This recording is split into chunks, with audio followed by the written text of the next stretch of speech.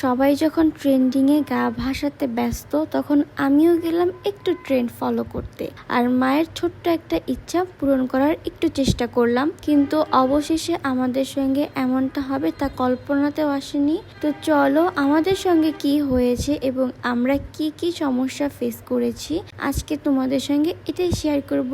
তো hello everyone, আসসালামু আলাইকুম সবাইকে। সবাই কেমন আছো?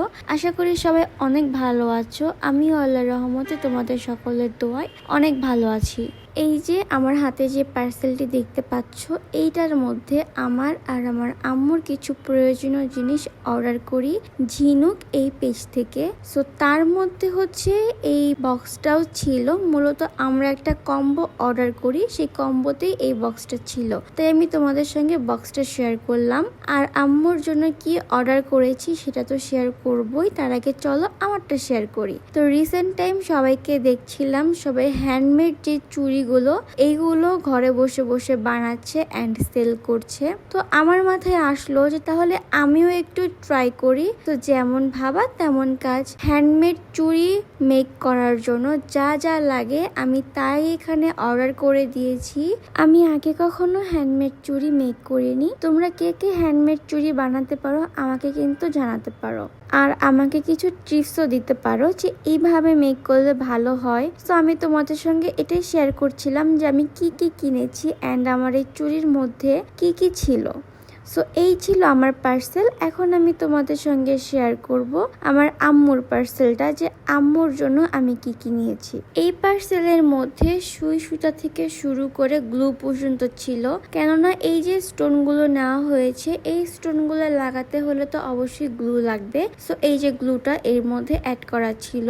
আর হ্যাঁ, এই পার্সেলগুলো কিন্তু আমরা নিয়েছিলাম ঝিনুক এই পেজ থেকে। পেজটা তো আমার স্ক্রিনে দিয়েই দিয়েছি, তার সঙ্গে আমার ক্যাপশনও মেনশন আছে, তোমরা চাইলে পেজটা চেক আউট করতে পারো।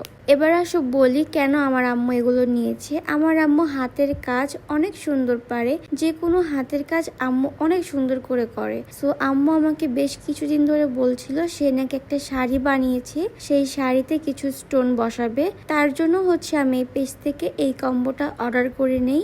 আর আমি বলবো তোমরা যারা চাচ্ছ এই টাইপের স্টোন, চুমকি, সুতা বা যা লাগে আর কি ড্রেস অথবা শাড়ি ডিজাইন করতে, তোমরা কিন্তু এই পেজ থেকে এই কম্বোটি নিয়ে নিতে পারো।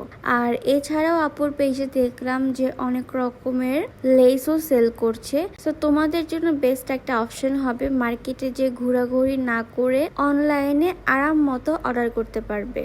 আমি এখানে সুন্দর করে প্রতিটা প্যাকেট কেটে কেটে বক্সের মধ্যে প্রোডাক্টগুলো সাজিয়ে দিচ্ছিলাম। আমার বেডশিটটা যেহেতু একটু হোয়াইটের মধ্যে হয়ে গিয়েছে তাই ওভাবে বোঝা যাচ্ছে না, বাট রিয়েলে কিন্তু প্রোডাক্টগুলো অনেক সুন্দর।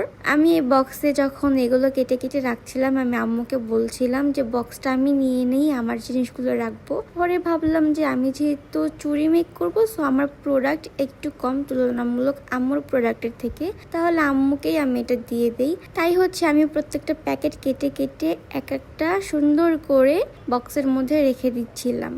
দেন আমার মাথায় আসলো যে এভাবে করতে তো অনেক বেশি টাইম লাগছে, তাহলে আমি অফ ক্যামেরায় সবগুলো প্যাকেট কেটে নেই, দেন হচ্ছে আমি বক্সের মধ্যে সুন্দর করে সাজিয়ে দিব।